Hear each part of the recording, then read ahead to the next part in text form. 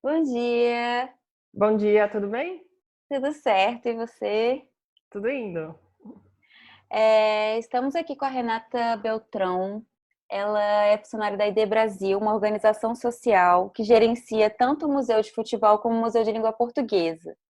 A Renata trabalha na parte de comunicação e marketing dessas duas instituições, certo, Renata? Certo, é isso mesmo. Eu vou fazer umas perguntas a respeito de como está sendo o isolamento, qual o trabalho que vocês estão fazendo e coisas relacionadas ao Museu Week, tá bom? Tá bom, vamos lá. Como o confinamento trazido pelo Covid-19 tem afetado a estratégia do Museu de Futebol nas mídias sociais e o que vocês têm feito nessa área?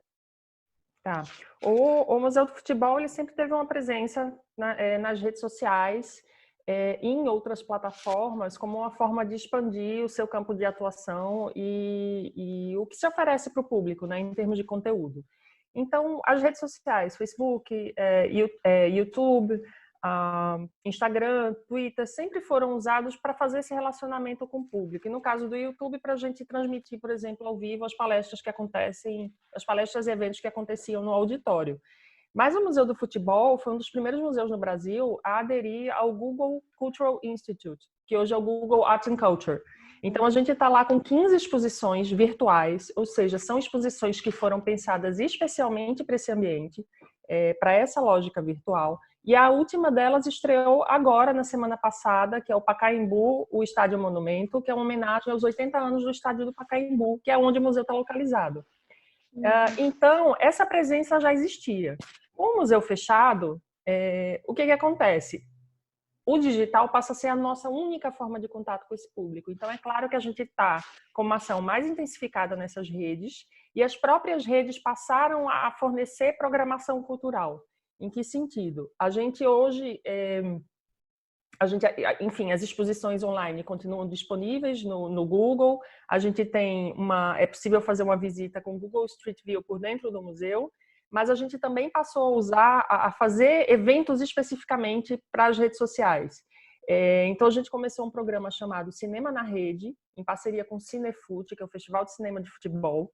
Todo sábado às 9 da noite a gente faz um streaming de um filme sobre futebol. Ah, que legal. Isso está muito legal porque a gente conseguiu se aproximar mais do público torcedor, que por incrível que pareça não é o principal público do Museu do Futebol, mas a gente está conseguindo, por meio desse programa, nos relacionarmos com os clubes, com os torcedores, inclusive de outros estados. A gente fez uma sessão do filme Bahia Minha Vida, sobre o Bahia Futebol Clube, que foi sensacional, foi o nosso maior público até hoje. Então, essa presença digital, ela se transforma não apenas não falar sobre o museu, mas ser o próprio museu, que é uma coisa que eu acho que, de forma geral, no Brasil, os museus precisam aprofundar. Além disso, o núcleo educativo do Museu do Futebol transformou uma ação que já acontecia, que era o projeto Revivendo Memórias, que é de atendimento a pacientes com doença de Alzheimer, para trabalhar sobre memória afetiva a partir do futebol. Então, essas visitas elas aconteciam e essas mediações aconteciam no ambiente do museu, e agora elas estão acontecendo remotamente por agendamento. Então, qualquer idoso, não precisa ter doença de Alzheimer, pode ligar para o Museu do Futebol, fazer um agendamento, e os nossos educadores vão passar 1 hora conversando com eles por telefone ou por videochamada sobre assuntos diversos, claro, sempre tentando puxar aí para o universo do futebol. Então, é uma outra Claro. maneira de atendimento, que não é exatamente via redes sociais, mas usando a tecnologia digital e as plataformas de conectividade para manter esse atendimento que não pode mais ser presencial por enquanto. Bom, muitas pessoas têm sofrido durante o confinamento, seja por condições familiares, seja pela solidão e mesmo a depressão, né? Você pode falar um pouco da ação educativa dos museus em relação às pessoas idosas? E aí eu aproveito para perguntar um pouco como foi que começou essa ideia, quanto tempo que já existe, vem acompanhando das redes, se quiser falar um pouquinho para a gente. O Museu do Futebol, ele tem como diferencial que é um museu que já foi pensado e planejado e construído para ter acessibilidade universal, né? Ele Sim. já chegou com esse ideal. E acessibilidade universal é acessibilidade para todo mundo. Então, claro que o público idoso já estava incluído desde o princípio nessa ideia de que esse museu precisava ser acessível a todo mundo. Tanto do ponto de vista físico, então ele é um museu que tem escadas rolantes, tem elevadores, piso podotátil, maquetes táteis, mas também, principalmente, na formação dos educadores e na atenção específica para esse público. O museu ele tem um projeto chamado Deficiente Residente, que aí é voltado especificamente para pessoas com deficiência, que são contratadas para passar temporadas no museu, trabalhando com a gente, para ampliar mesmo a visão de mundo, né? Na hora que você convive com aquela pessoa e convive com a deficiência daquela pessoa, você entende melhor quais são as restrições. Está incluindo ela também, né? Exatamente, incluindo de forma dialógica, a partir do diálogo e não de uma ideia preconcebida do que você acha que essa pessoa precisa. E do deficiente residente, isso também evoluiu e houve uma temporada em que a gente fez o Museu Amigo do Idoso. Então, também foi uma temporada em que 2 idosos de perfis completamente diferentes, um senhor que já tinha uma visão cultural muito grande, uma senhora que nunca tinha entrado no museu, então eles vieram trabalhar no Museu do Futebol, também para ter essa convivência com a equipe, para a equipe entender como seria, como melhorar esse atendimento para idosos. Isso é uma coisa, então, que sempre teve essa atenção, sempre se buscou essa atenção. E mais recentemente, por meio de uma parceria com o Museu de Futebol na Escócia, que já fazia um projeto voltado para a doença de Alzheimer. Esse projeto foi trazido para o Brasil por meio da Faculdade de Medicina da USP, no Hospital das Clínicas. E aí, em parceria com o Museu do Futebol, a gente começou a trabalhar. Desculpa, a gente começou a trabalhar com o público com doença de Alzheimer dentro do museu.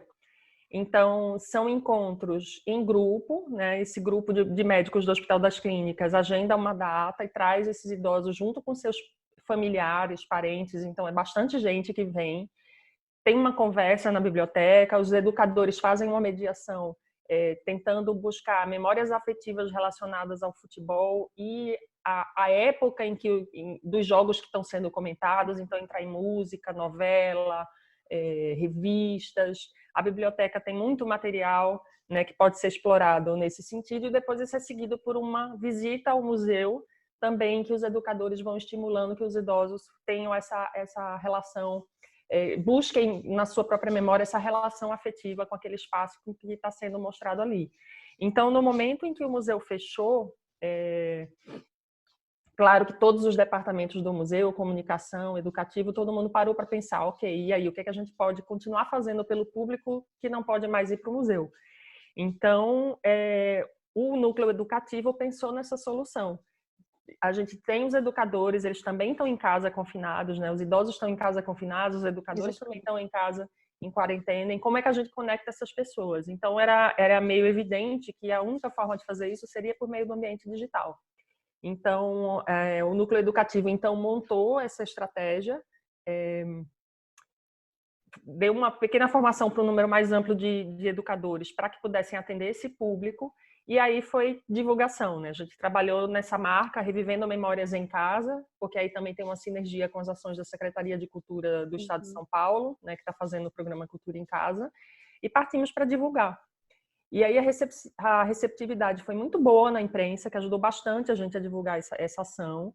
E hoje a gente está tendo um atendimento consistente de idosos, inclusive com uma recorrência, né? Os que participam pedem para ficar, para participar outras vezes. Então tem meio que esse atendimento agora que é recorrente. As famílias também têm dado retorno muito positivo, ele tem funcionado, eles têm ficado mais animados. O núcleo também está atendendo casas de repouso, né? Então aí a transmissão não é feita só no computador, mas quem pode faz numa tela para um grupo maior de idosos, e então faz essa dinâmica com o grupo. Então está sendo bem interessante. Vocês participaram de outras edições do Museu Week anos passados, certo? Sim, desde o começo. Eu queria que você falasse um pouco de como foi essa participação e que retorno que trouxe para vocês do museu. Eu trabalhei na Music Week no começo dela no Brasil, na Secretaria de Cultura de São Paulo, né? Trabalhei lá. Então, de forma geral, eu sei que a Museum Week, ela proporcionou principalmente um momento em que as equipes dos museus foram desafiadas, né, a pensar os seus acervos em função das hashtags e desafiadas também a se relacionar com outras instituições digitalmente. Então, acho que o maior retorno, além de, obviamente, do retorno para o público, né, de você inundar as redes sociais com conteúdos criativos sobre os museus, eu acho que tem esse componente muito importante da Museum Week, que é desafiar as próprias equipes internas a olharem o seu acervo e a tentarem encontrar formas de ir de encontro a essas hashtags, né? Esse ano o tema é muito interessante, Togetherness, que Certo. poderia ser traduzido aí como Tamo Junto, né? Hashtag Tamo Junto. Agora ficou todo mundo junto, Museu Todo Week, mundo mas junto, né? gosto Então, bastante, tamo junto também. exato. E aí toda a pegada da Museum Week esse ano, ela obviamente tinha que estar relacionada à pandemia. Então, para a gente, tanto no Museu do Futebol quanto no Museu da Língua, são dois museus que eles têm territorialmente situações muito específicas. Então, o Museu do Futebol ele está localizado no estádio do Pacaembu, que hoje é usado como hospital de campanha para tratamento da Covid-19. Olha só. E o Museu da Língua Portuguesa ele está localizado na Estação da Luz, que fica ali entre os bairros do Bom Retiro, Luz e Santa Cecília, que é uma situação que são bairros com uma situação social muito vulnerável, né? São os bairros da chamada Cracolândia. Uhum. Então, nos dois museus, toda a ação da Museum Week ela tinha que necessariamente passar com a relação com o território, com os dois territórios, né? O Museu do Futebol com o Estádio do Pacaembu e esse desafio que está vivendo agora, e o Museu da Língua Portuguesa Sim. com esse território que já sofre bastante por questões sociais complexas e está sofrendo ainda mais nesse período. Então, a gente vai tentar levar para o nosso público um pouco dessa reflexão, né, da luta dos profissionais de saúde que estão ali na nossa vizinhança, no Museu do Futebol, e no Museu da Língua Portuguesa, a situação de vulnerabilidade dos moradores e também a luta dos profissionais e dos coletivos culturais que estão presentes no território, tentando ajudar da forma que é possível. Aí, para finalizar, eu queria te perguntar, no seu ponto de vista, se você acha que a presença dos museus de forma online vai crescer no mundo pós-Covid-19. Olha, eu acho que a gente tem que. É difícil a gente falar museus, né, nesse grupo tão grande, porque, na verdade, as situações dos museus, principalmente no Brasil, são as mais díspares possíveis. A gente está falando aqui de dois museus que eles têm uma situação, de certa forma, privilegiada, porque eles têm como mantenedor o governo do Estado de São Paulo, né? Muito embora existam, sim, desafios orçamentários sérios, mas são museus que têm uma condição melhor do que a maior parte das instituições do resto do Brasil. Tem uma equipe de comunicação, tem uma equipe de tecnologia, então tudo isso ajuda. Mas, enfim, colocando isso em contexto, eu acho que algumas questões a gente aprendeu e devem continuar. Então, por exemplo, a gente já sabe que a gente deseja continuar com cinema em casa, com cinema na rede. Então, a gente deve continuar fazendo essas sessões de streaming para o público via redes sociais, porque a gente percebeu que a gente consegue atingir um grupo muito maior de pessoas do que com a ação presencial no nosso auditório. Então, não que a gente vai deixar de fazer exibição de filmes no auditório, porque isso também é importante, mas a gente não vai abandonar o streaming. E provavelmente o Revivendo Memórias também vai permanecer de alguma forma online. O que isso mostra para a gente é que o atendimento presencial ele pode ser amplificado por meio da vida digital, e essas duas coisas podem se alimentar de alguma forma. E um outro aspecto que aí eu acho, mais falando de forma geral do que eu penso sobre museus no Brasil, no mundo, etc., e aí é um desafio que eu acho que a gente ainda não está encarando, que é a criação de experiências efetivamente digitais. Não a mera transposição, não o mero uso da ferramenta que existe, mas, de fato, esse desafio vai ficar para a gente para o futuro, pensar coisas e vivências que elas surjam do digital. Né? Não sejam simplesmente uma transposição de algo que existe no físico para a tela, mas algo que seja pensado em meios digitais, né? Em meios digitais. Então, esse eu acho que é um desafio que fica, mas para os museus de forma geral, eu acho que sim, várias das ferramentas digitais devem continuar sendo adotadas, como para o mundo do trabalho em geral. Então, acho que uma coisa que vai ficar para o mundo inteiro talvez uma redução drástica de reuniões presenciais. Que já é Então, acho um que, ponto positivo. exato, talvez, né? Eu gosto de reuniões presenciais, mas talvez numa cidade como São Paulo, por exemplo, né, as distâncias são muito enormes, talvez a prática comece a ser essa, né? De reuniões virtuais, em função aí das demandas de deslocamento, que aí você deixa de ter que fazer e tal. Sim. Sim, eu acho que sim, a presença digital cresceu e deve continuar mais forte depois do fim da pandemia. Eu te agradeço demais, Renata. Foi linda a sua fala. E é muito legal ver essa dedicação pelos profissionais da cultura. A gente sabe que a nossa área, a gente está dentro porque a gente ama mesmo, né? E é sempre uma resistência. Então, eu te agradeço muito. Eu que agradeço, muito obrigada pela oportunidade. A gente fica à disposição e eu desejo uma ótima Museum Week a toda a comunidade de museus do Brasil.